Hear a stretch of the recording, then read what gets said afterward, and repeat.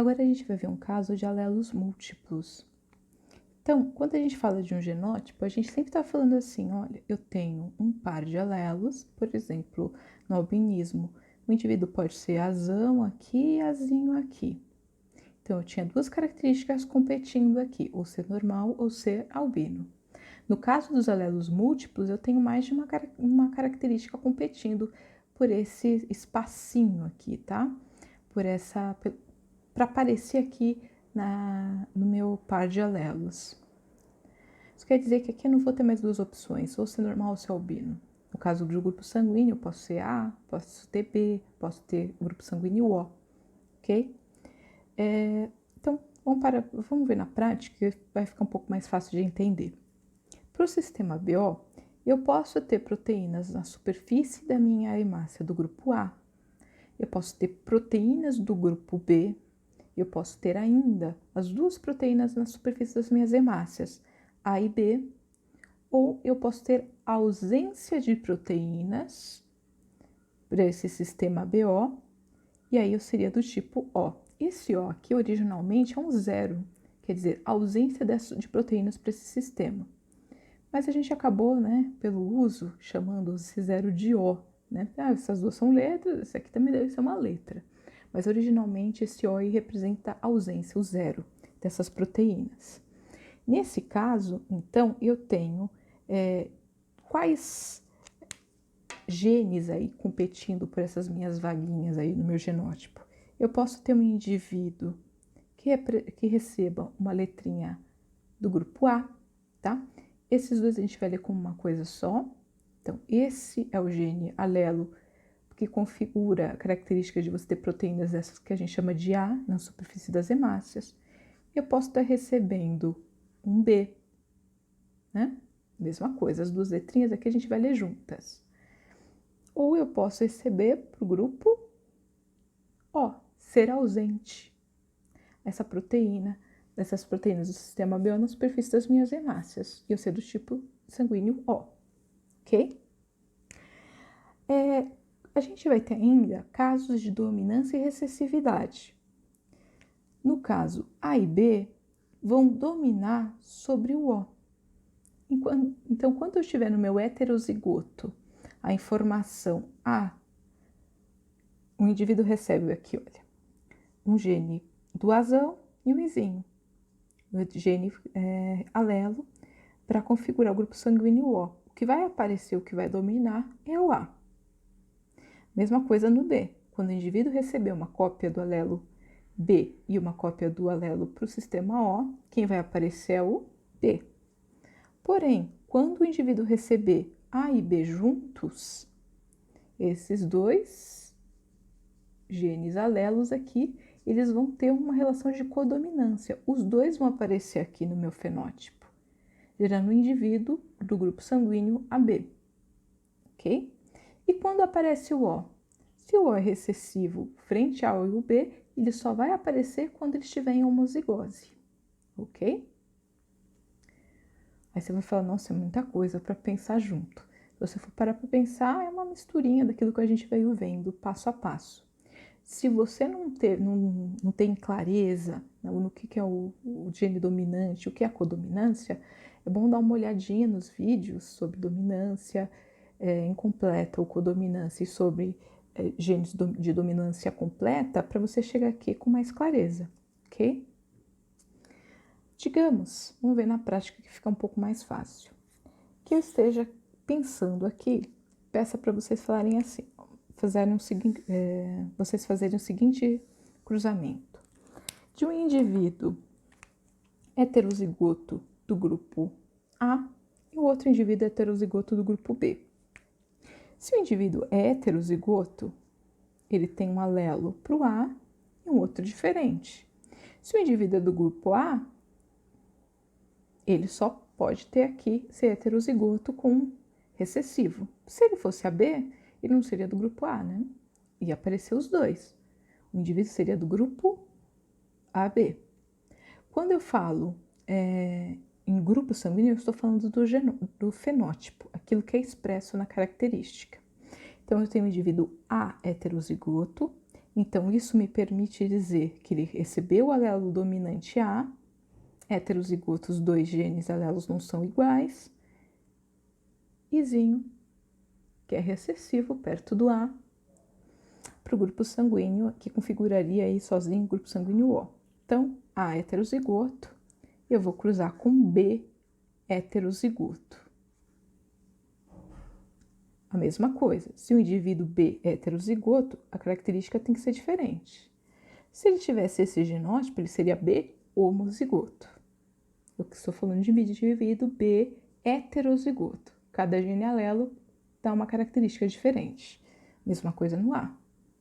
Indivíduo heterozigoto, os genes alelos têm que configurar características diferentes. Senão estaria falando de um indivíduo A homozigoto. Os 2 genes alelos iguais, ok? Vamos fazer nosso quadradinho de Punnett, tá? Nosso diagrama de Punnett, mesma coisa de sempre. Esse indivíduo, ele pode gerar gametas que tenham informação para ser do grupo A ou informações para ser do grupo O. Esse indivíduo pode gerar gametas para ser do grupo B ou do grupo O. Vou distribuir aqui no meu diagrama. Um indivíduo eu ponho de um lado e outro indivíduo eu ponho do outro. Lembrando sempre, esse pacotinho aqui vai junto, tá? Isso representa o gene alelo. Não posso pôr só o Izinho aqui, ou só o Bzão aqui, ok? Esse com esse, o A vai na frente. Este com esse, pacotinho completo. Este com esse, letra maior sempre na frente. Esse com esse. Ok? Muito bem. Agora eu vou organizar os meus genótipos desse cruzamento.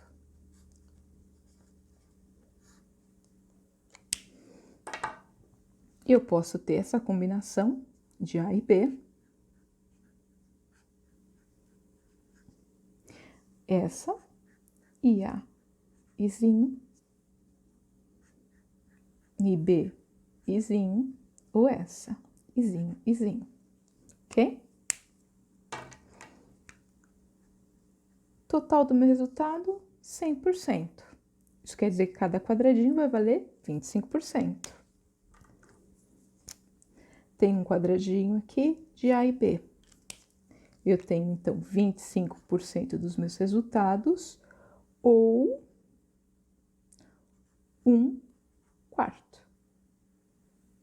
Ok? E Azinho tem um quadradinho, 25%,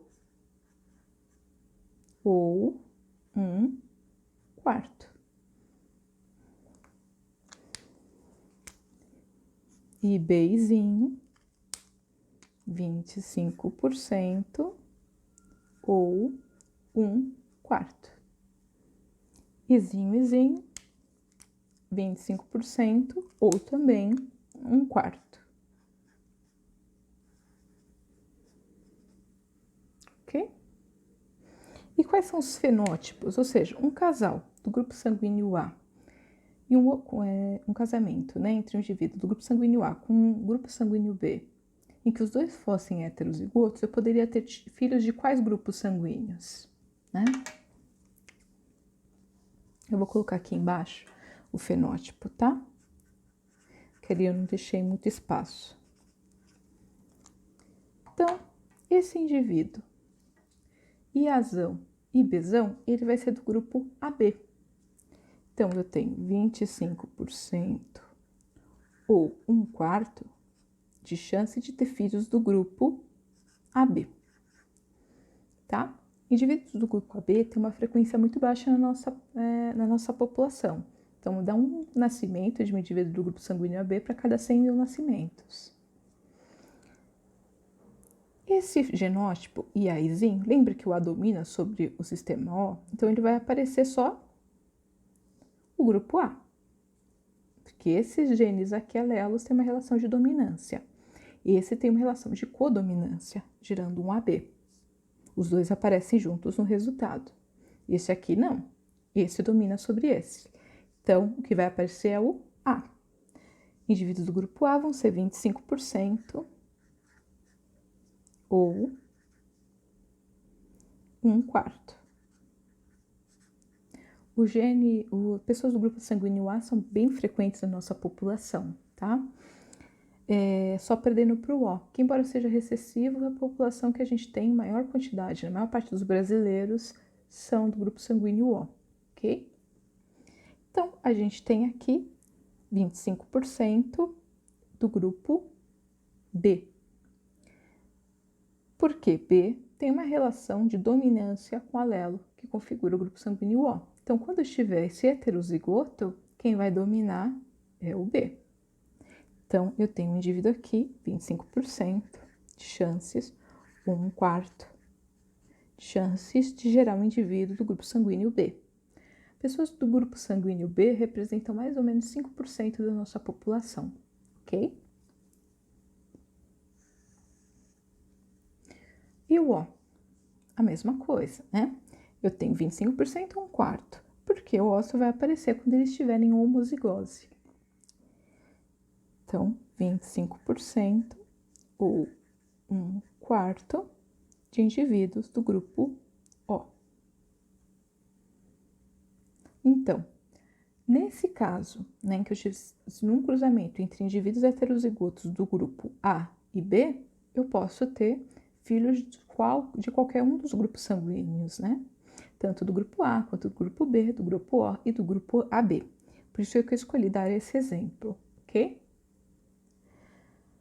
Bom, espero que tenha sido parecido, né, razoavelmente fácil para vocês. Esses esquemas que eu estou fazendo no Sufix, eu vou deixar foto para vocês. E eu vou deixar alguns exercícios em que depois eu vou postar essa semana os exercícios para vocês tentarem fazer no caderno para aprender a fazer mesmo. E semana que vem eu coloco a resolução deles na forma de vídeo, para vocês verem se acertaram ou não. E aí, junto com esses exercícios, eu vou dar uma atividade avaliativa para vocês tentarem fazer, ok? Obrigada.